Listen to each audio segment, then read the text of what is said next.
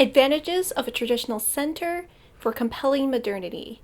Examining the roles of Japanese traditional instruments in contemporary music through the analysis of Katsusuke Nakajima's Mizu No En. At a concert of new music for Japanese traditional instruments, I sat there shocked as the audience members around me were chuckling.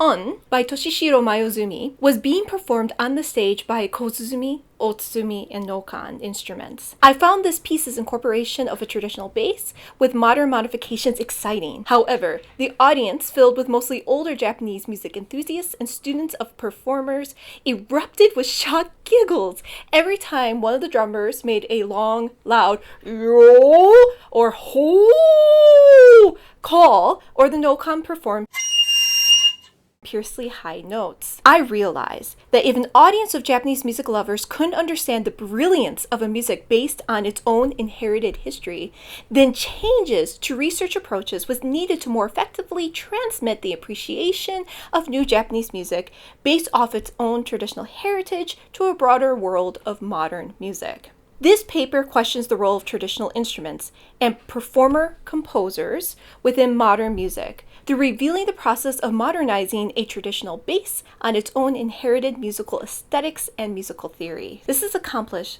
through the musical analysis of musical cultural contexts and the process of blending tradition with modernity within Katsusuke Nakajima's composition Mizu No En, or The Water's Grudge. Examining this piece's incorporation of a modernized music theory, performance practices, and instrumental roles highlights how Japanese traditional music can coexist within the modern musical scene while retaining its own identity and original aesthetic. Born in 1940, Katsusuke Nakajima started his musical studies in Tokiwazu Bushi and later moved on to Nagaota shamisen. Nakajima wrote and premiered his first composition, Matsu Takeume, at the first ever Tōon composition concert in 1968. Nakajima also created a new shamisen genre, Sōsaku Kami-Jōruri, which combines the Jōruri narrative musical style he grew up with and the new creative Nagaota lyrical music he was presently composing for. Of Nakajima's 110 compositions, 97 were commissioned by a variety of traditional dancers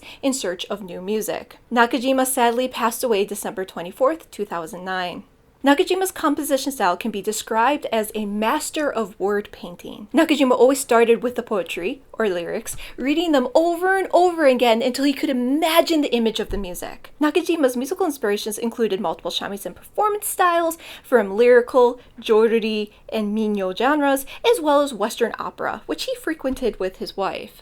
Mizu No En, for two Hosozawa shamisens, Flute and Voice, was premiered at the second Tōon composition concert in 1969, with the lyrics by Katsuichiro Kaizu. The N in Mizu No En has many nuanced meanings, including a grudge, a bitter feeling, and regret, and has been used within traditional Japanese arts to represent ancient unrestful souls, as well as anguish about a fleeting reality. Mizu No En was an endeavor to express the pure, complex emotion of En, or urami. Nakajima says, "This piece eliminates the merits of modern conceptions and instead focuses purely on emotions and intuition. Only the first couple lines of the lyrics are originally written by the lyricist himself. The rest imitate famous poetry and uses classical verses. This purposeful mixing of various ambiguous texts make the lyrics' meaning and time period unknown, and it's only through the raw performance of the music that the deeper meaning may be revealed. However,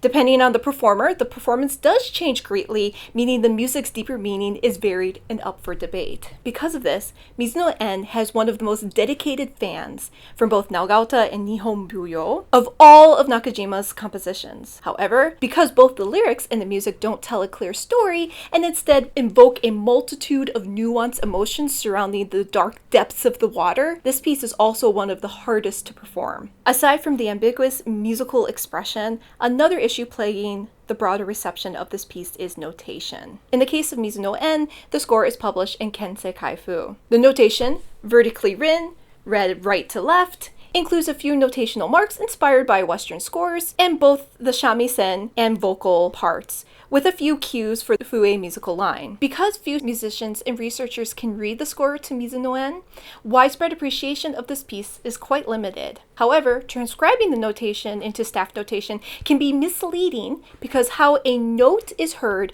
and interpreted in Western notation differs greatly to how a pitch actually sounds and interpreted in the Nagauta shamisen tradition. For example, a perfect fourth in the Western tradition is heard as consonant, while in the Nagauta shamisen tradition, it actually sounds more dissonant due to the conflicting timbres.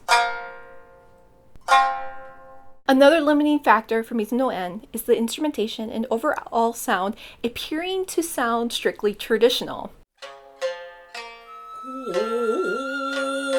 Just an analysis and Western score transcription of the instrumentation, the range of pitches, the pitch combination, and performance patterns would support the typical criticism of new Nagauta music, as expressed by Willem Malm in 1963. Little really new has happened in Nagauta in the last 50 years. The talented Nagauta composers of today, however, tend to produce replicas of the 19th century classical style with a few fast passages added in the hopes of capturing the attention of the modern ear. This opinion of new traditional music seems to be shared by both foreign and Japanese audiences. For example, traditional modern shamisen and koto performer Akiko Nishigata explains after her 1979 European tour, "What I always feel while I'm performing is that both classical and contemporary works are listened to at exactly the same level, which makes me happy." While I can understand her happiness, I fear this shows that these foreign audiences couldn't differentiate between traditional and modern shamisen compositions due to a lack of first-hand experience. Interviewing her recently, I asked her if she felt like the same comment could be said for Japanese audiences. She responded, "I don't really think so. Audiences in Japan have a strong prejudice. If it's a familiar melody, then it is easily accepted. But they seem to be reluctant to listen to unfamiliar music for the first time. Therefore, in Japan and abroad, new traditional music is commonly compared with music the majority of the audiences are more familiar with instead of judged on its own artistic aesthetic." Under these circumstances, it's easy to see how a truly pioneering but traditional sounding piece might not receive a fair recognition. For this analysis, I actually split Mizu No En up into 6 sections. We don't have time for this presentation to go through the details of each section. The instrumental roles heard in Mizu No En fight against tradition, introducing new functions for each instrument that would have sounded surprising during the piece's premiere. Traditionally, the shamisen is the backbone of the Nagauta ensemble, working as the main musical sound, soloist, conductor, and accompaniment all at the same time. In Mizu No En, the traditionally bright, crisp, dynamic sound of the Nagauta shamisen is surprisingly more muddled and warmer sounding.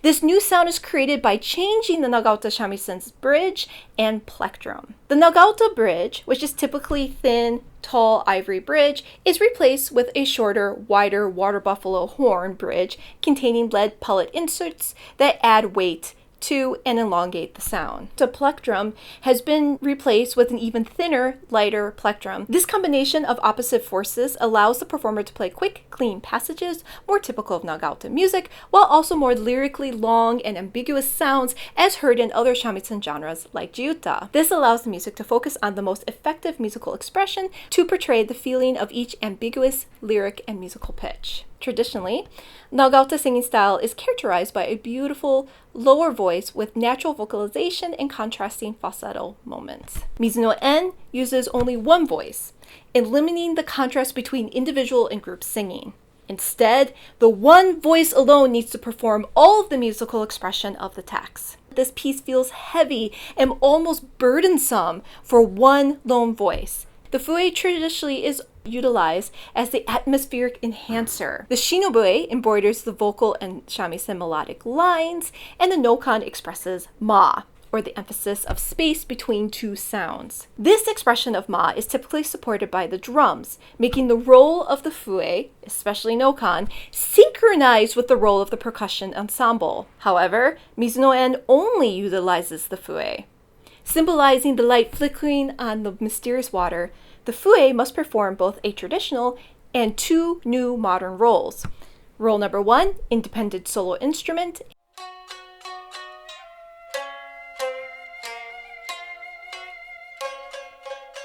And role number 2, creator of the musical base like the shamisen.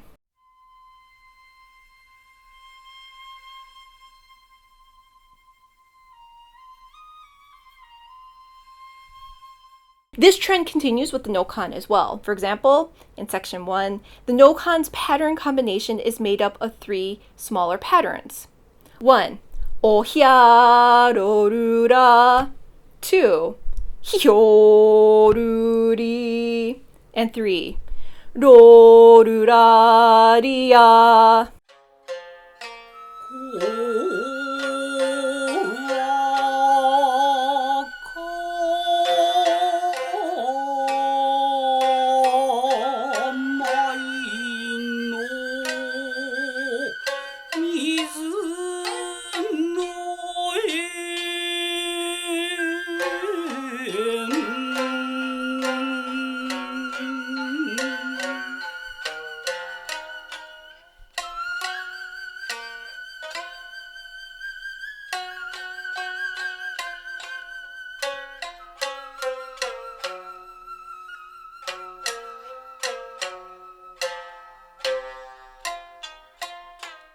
While each pattern individually are traditional, this pattern combination is not traditional. This creates an inherent unease for the performer since they cannot play the ingrained pattern combinations they have memorized while also modernizing the musical sound. Traditionally, shamisen music doesn't utilize Western art music's concept of harmonic development or fractional chord movement to develop the music horizontally.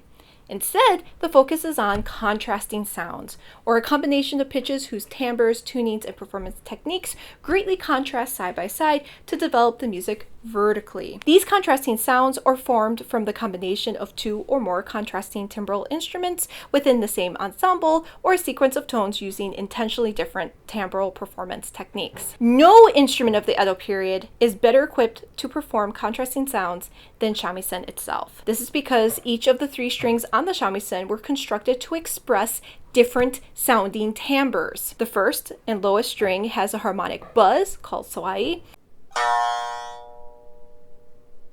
The second middle string is muted due to the sound missing part of the harmonic overtone series. And the third high string is bright, clear, and the most expressive. Having 3 different sounding strings lets shamisen expertly express contrasting sounds while being limited when expressing conventional harmony. Nakajima takes this vertical traditional concept and adds to it a horizontal theoretical concept. For example, simultaneous tones are used to pull the music forward by rocking between moments of dissonance and consonance. We can look at section 1, where I have boxed in purple consonant tonic-like sounding tones and boxed in red dissonant dominant sounding like tones. You go down the line, we start with a pretty clear consonant sound.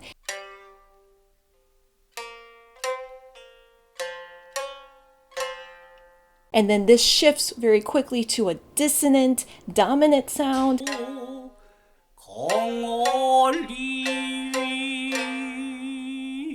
And then we go back to the consonant sound, and then we head back to the dissonant sound, and you can see it kind of pushing and pulling both directions throughout this whole first section. Sections without clear simultaneously tonal movement become highlighted as a contrasting musical and emotional pause. In this way, Nakajima is using inherently traditional simultaneous tones to both move and stop the music's forward horizontal momentum in a modern way. So the end of this piece is a really good example of using modernity and tradition together to build up expectation and to also destroy these expectations.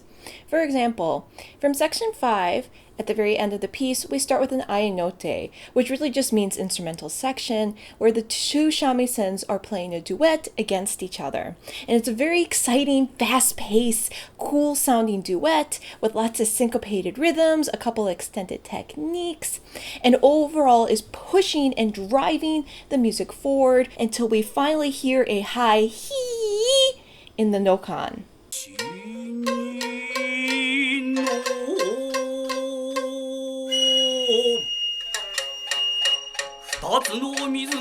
Noh-kan's high he, the highest and most piercing and characteristic tone of the instrument, is traditionally used to strongly emphasize the musical peak or signal a sudden change in the musical mode. However, in Mizu No En, the noh-kan's he only creates a slight musical hesitation, failing to transition from or emphasize the peak of the quick rushing shamisen musical line that continues forward until the unconventional nagashi pattern.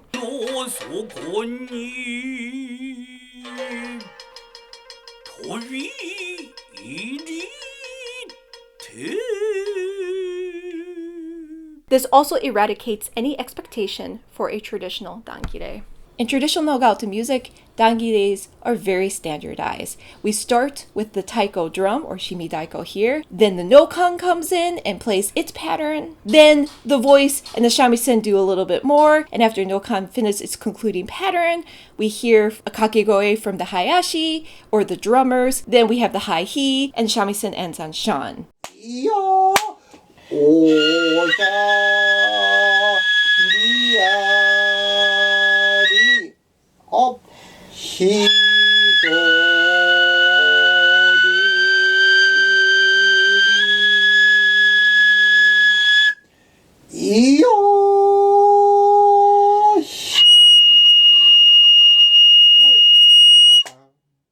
However, if we look at Mizu No En's dangire, first thing we note is there is no noh-kan here, even though the noh-kan usually plays a big role in the dangire.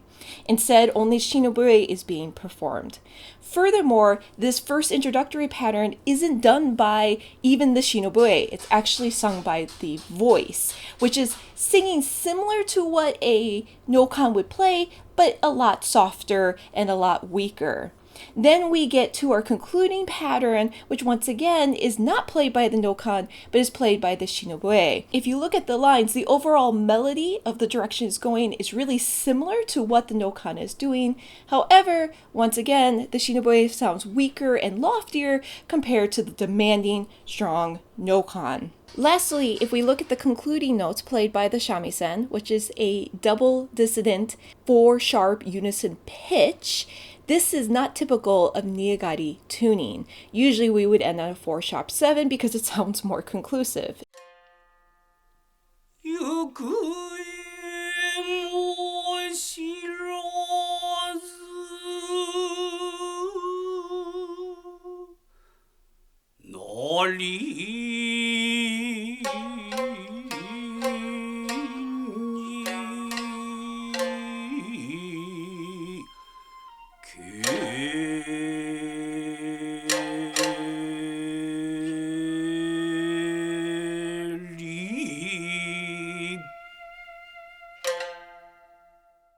This is how Mizu No En sounds to a trained Nagauta performer's ear.